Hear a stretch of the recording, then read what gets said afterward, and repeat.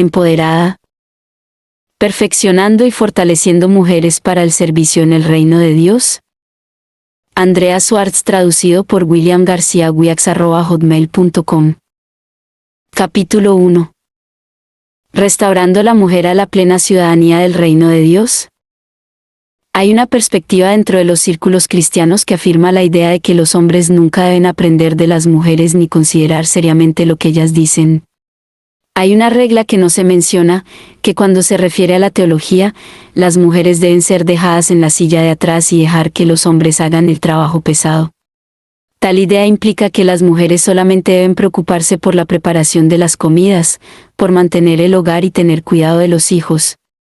Esta es una perspectiva que difícilmente se puede justificar, considerando las palabras de Jesús en Lucas 10, 38-42. Aconteció que yendo de camino, entró en una aldea, y una mujer Elele llamada Marta le recibió en su casa. Esta tenía una hermana que se le llamaba María, la cual, sentándose a los pies de Jesús, oía su palabra. Pero Marta se preocupaba con muchos quehaceres, y acercándose, dijo: Señor, ¿no te da cuidado que mi hermana me deje servir sola? Dile, pues, que me ayude. Respondiendo Jesús, le dijo: Marta, Marta, afanada y turbada estás con muchas cosas. Pero solo una cosa es necesaria, y María ha escogido la buena parte, la cual no le será quitada.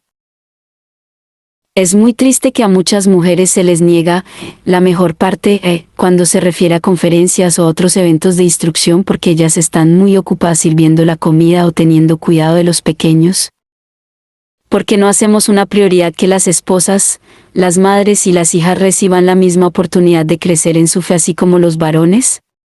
Fallar en asegurarnos que las mujeres reciban una igual oportunidad de aprender la palabra ley de Dios y sus aplicaciones prácticas en sus vidas las hace blancos fáciles de aquellos que quieren hacerlas víctimas de abuso físico, emocional y sexual. Muchos han contribuido perspectivas valiosas desde muchos ángulos diferentes acerca del tema del abuso, y este ensayo no está diseñado para cubrir de manera exhaustiva el tema. El propósito de este ensayo es ofrecer una perspectiva preventiva que fortalecerá a las muchachas y a las mujeres para que pongan un alto a situaciones potencialmente amenazadoras antes de que ellas lleguen a ser heridas. No siempre es cierto que el enemigo de mi enemigo es mi amigo. Lo que quiero decir es que al situar el péndulo contra el feminismo demasiado lejos hacia la derecha, muchos han abogado por rebajar el estatus de facto para las mujeres, negándoles una plenitud de oportunidades para que lleguen a ser bien versadas en la ley palabra de Dios y en la expresión de sus propios talentos. Algunas veces, esto fue tan lejos como para afirmar que las mujeres nunca deben estar en una posición en la que pudieran instruir a los hombres. Yo misma, he recibido críticas por haber hecho conferencias acerca de la ley bíblica. La razón del criticismo: soy una mujer y no debería enseñarle a los hombres. El criticismo no fue hecho en contra de lo que dije o por la manera como lo dije, sino solamente porque el hecho de ser mujer me descalificaba. En la conferencia me estaba refiriendo a las implicaciones de Proverbios capítulo 31, y de ninguna manera estaba ejerciendo autoridad espiritual sobre los hombres. Estas críticas no me fueron hechas directamente cara a cara y de manera sorpresiva vinieron de parte tanto de hombres como de mujeres. Desearía haber sido confrontada personalmente, hubiera informado a muchos críticos que yo estaba procediendo con la aprobación de mi esposo y de otros conferencistas. Ellos no manifestaron ningún inconveniente porque yo fuera una de las conferencistas que ocupaba el lugar de un invitado al que no le fue posible cumplir con su compromiso. Permítame explicar por qué el criticismo ilustra presuposiciones falaces. 1. La mujer es quien primeramente da cuidado e instrucción a un infante para la vida. Por lo tanto, desde muy temprano, las madres están enseñándoles a sus hijos. Esta es una empresa civilizadora que, cuando se hace bíblicamente, incrementa las posibilidades de que los muchachos eventualmente tomarán su lugar como esposos y padres piadosos.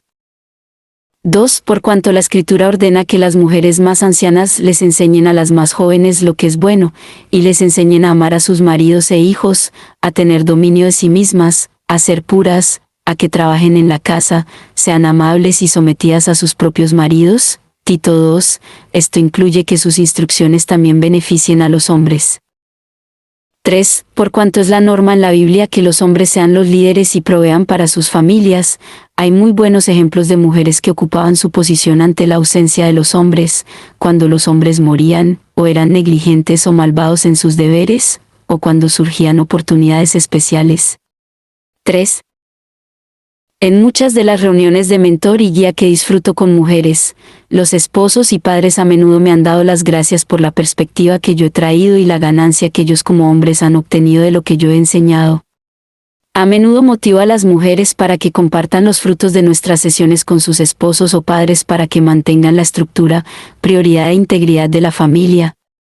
Lo que me calificaría o descalificaría para este rol no es el hecho de ser mujer, sino mi conocimiento, comprensión y aplicación de la ley, palabra de Dios. Cuando comienzo a estudiar la ley bíblica con una mujer o un grupo, mi sesión inicial establece que mi meta no es que ellas terminen pensando como yo. Enfatizó que la palabra de Dios debe ser la regla suprema y que ellas son responsables de ser fieles en su aprendizaje, aplicación y transmisión a otros. Al entender cómo aplicar la ley palabra de Dios, una mujer está más protegida de cualquiera que desee o intente dominarla o oprimirla. Nadie tiene el derecho de moldear a otros a su voluntad o a sus ideas. Sin embargo, tenemos la responsabilidad de llamar a las personas para que sean conformadas a la palabra y al llamado de Dios. 1.1. Nuestro llamado del reino. Cualquier discusión acerca de las funciones de los hombres y de las madres en el progreso del reino de Dios debe comenzar en el área del llamado. Desgraciadamente, el pensamiento moderno identifica al llamado como lo que uno hace para que le pague solo su carrera o profesión. Esta es una posición miope en cuanto a que confunde obtener un ingreso con el propósito de tener un ingreso. El Catecismo de Westminster nos dice que todos tenemos el deber de glorificar a Dios amándolo y cumpliendo sus mandamientos. 5. Por lo tanto, encontrar el llamado de uno es abarcar ampliamente todas las formas en las cuales una persona usa sus dones, talentos, inclinaciones, para servir al reino de Dios. Existen ciertos llamados desde el nacimiento. Uno es ya sea un hijo o una hija, y posiblemente un hermano o hermana desde el comienzo. Hay personas junto con nuestros padres con quienes tenemos una relación debido a nuestro nacimiento. Esto incluye a los abuelos, tías, tíos y primos. Podemos añadir al esposo, la esposa, los suegros, a los colegas, amigos y conocidos. Todas estas relaciones son llamados y tienen diversas reglas de relación. Sin embargo, todas las relaciones deben ser gobernadas por la ley palabra de Dios, implicando ciertos requerimientos que no cambian. De manera que en el sentido más verdadero, la gente no necesita encontrar su llamado, sino abarcar su llamado más fundamental de temer a Dios y guardar sus mandamientos, Eclesiastés 12 y 13. Antes de la Reforma, la perspectiva era que el llamado estaba limitado al ámbito eclesiástico, haciendo al clero las únicas personas con vocaciones santas. R.J. Rusdoon observa: el ungimiento de personas y cosas las apartaba para el servicio de Dios. El término usado por los reformadores para esto en las vidas de todos nosotros es vocación. Aunque servir a Dios en cualquier área de trabajo tiene sanciones en un mundo caído, también quiere decir que la vocación de Dios para nosotros también es óleo de alegría. Es nuestro camino a la santidad. 6. Rusdoon ya hace notar que debemos ver a la palabra de Dios y al Espíritu Santo como los únicos guías confiables cuando se trata de identificar y llevar a cabo nuestros llamados. Los enemigos del cristianismo a menudo han determinado la agenda a discutir y el tema de la predestinación ha sido limitado a la elección o la salvación o la reprobación y al libre albedrío versus la predestinación. La predestinación también tiene que ver con nuestras habilidades. Estas son ordenadas por Dios y un aspecto de nuestro llamado, de manera que Dios está más activo con nuestras habilidades, de lo que nosotros lo estamos. 7. Así que el Espíritu Santo tiene un lugar más general y también más específico en nuestras vidas y mundo de lo que generalmente se reconoce. La doctrina de la vocación o llamado debe ser vista como esencialmente relacionada con el Espíritu Santo. Por lo tanto, no estamos solos, cualquiera que sean nuestros dones o vocación, ya sea grandes o pequeños, somos instrumentos del Espíritu Santo. Limitar las manifestaciones del Espíritu Santo en nuestras vidas a experiencias dramáticas de éxtasis es limitar la relación con Él de forma muy severa.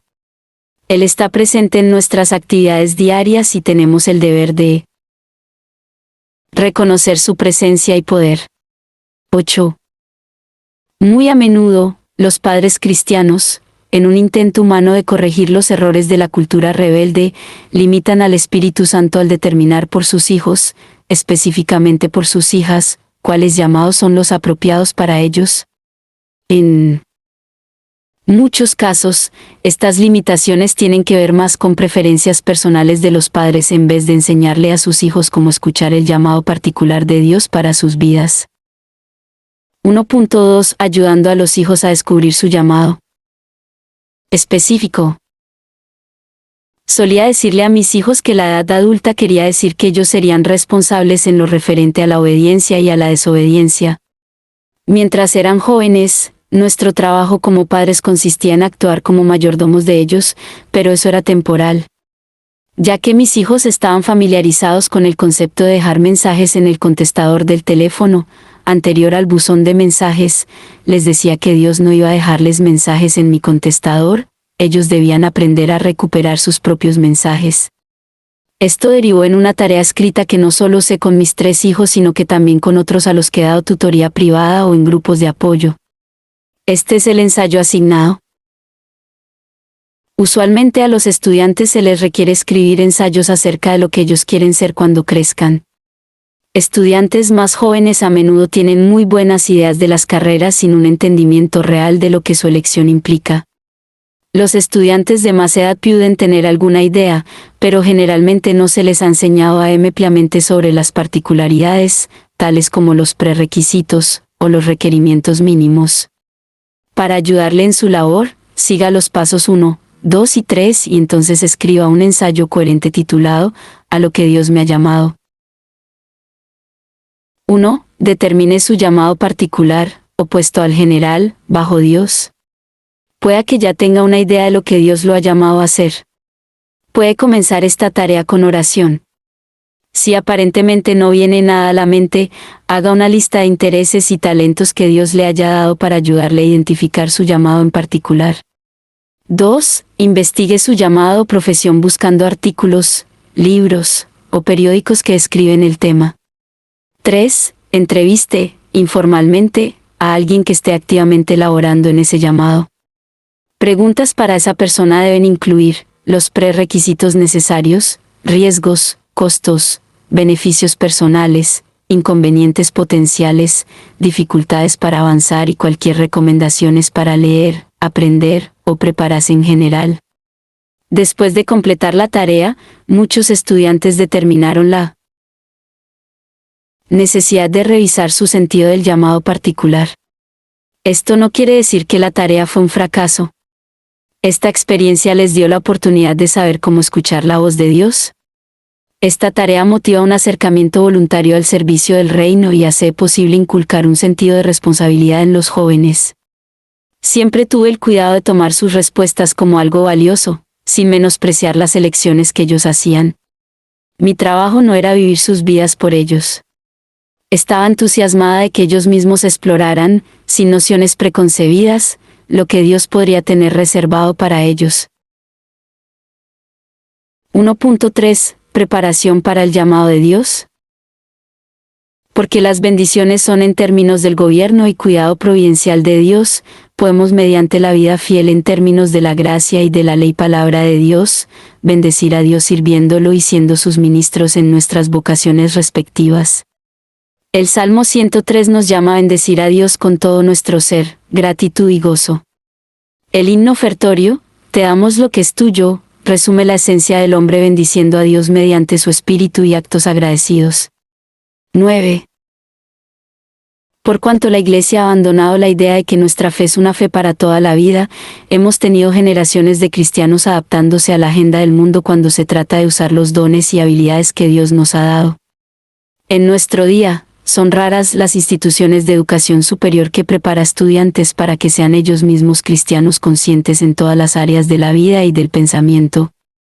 Como resultado, nuestras soluciones y proyectos a menudo son gobernadas por una cosmovisión del mundo, en lugar de una cosmovisión bíblica. Como resultado, muy pocos adultos pueden decir de manera breve y precisa cómo su respectiva vocación bendice a Dios con todo su ser, gratitud y gozo. Rushdon comenta: las doctrinas de la Reforma, de la justificación por la fe, el sacerdocio de todos los creyentes y el llamado y vocación cristianos, posibilitaron que el reino fuera una realidad histórica en el mundo, por supuesto no plenamente realizado en esta vida, pero sí que fuera una meta apropiada de la actividad histórica. De esta manera la Reforma fue liberación y la promesa de vida, pero una promesa que hasta ahora no se ha alcanzado. ¿Por qué este fracaso? Así como el catolicismo romano históricamente ha convertido deidades locales en santos y ha convertido diosas locales en la imagen de la Madonna, así también el protestantismo ha seguido una costumbre similar con respecto al secularismo. El protestantismo ha pretendido traer el reino al mundo por medio del secularismo, bautizando el paganismo y el secularismo, derramando un poco de gotas de aprobación y bendición sobre las cabezas de filosofías y presuposiciones extrañas. El protestantismo ha operado bajo el principio del terreno común en lugar de conquistar ese terreno. Ha tomado prestado las doctrinas de la educación del mundo, su teoría política del Estado, su concepto de la ley del fariseísmo, el secularismo y el tomismo.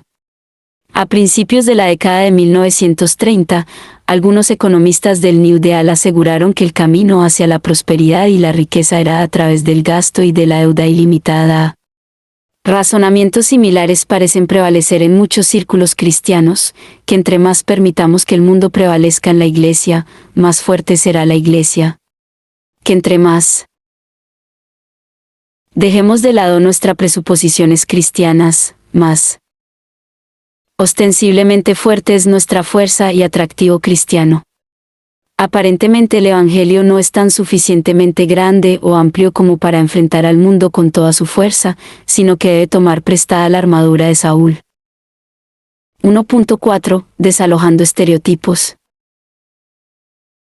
Debemos proceder en todas las áreas de la vida con presuposiciones bíblicas apropiadas y protegernos en contra de estar bautizando nuestras propias preferencias. Debemos resistir la tendencia de abarcar las preferencias de cualquier celebridad, gurú visionario que pretenda gobernar las vidas de sus oyentes y seguidores.